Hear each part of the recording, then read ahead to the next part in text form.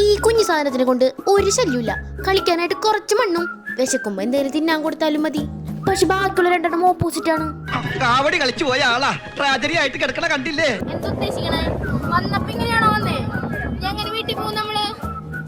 താൻ ഇനി ഇവിടെ കിടന്ന് ചൊറിഞ്ഞ തന്റെ പിത്ത കവിളിൽ കത്തി കുത്തി ഇറക്കി നാക്കരിഞ്ഞ പട്ടിക്കിട്ട് കൊടുക്കണേ.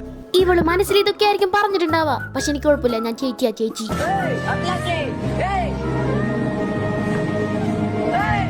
ഏയ് വിഷമാവാനായിട്ട് ഞാൻ ഒരു സാധ്യതയും കാണില്ല. കഠിന ഹൃദയമാണ് അവളുടെ. പിന്നെ ഞങ്ങൾ അവിടെ നിന്ന് പോവാനായിട്ട് നോക്കാം. ഇത് ചെറു സാർ, ഞാൻ ഇന്നലെ പറഞ്ഞിട്ടുണ്ടായിരുന്നു ഇയാൾ ഒരു പച്ചക്കൊടിയാണ് ഗൈസ്. ഏതെങ്കിലും പെമ്പിള്ളേർക്ക് വേണമെങ്കിൽ പറഞ്ഞാൽ മതി, സെറ്റാക്കി തരാം. പിന്നെ എല്ലാത്തിനും ഒരു ഐസ്ക്രീം ഒക്കെ മേടിച്ചു കൊടുത്ത് പറ്റിച്ചു. ഇനി എല്ലാത്തിനും വാരി കെട്ടട്ടെ.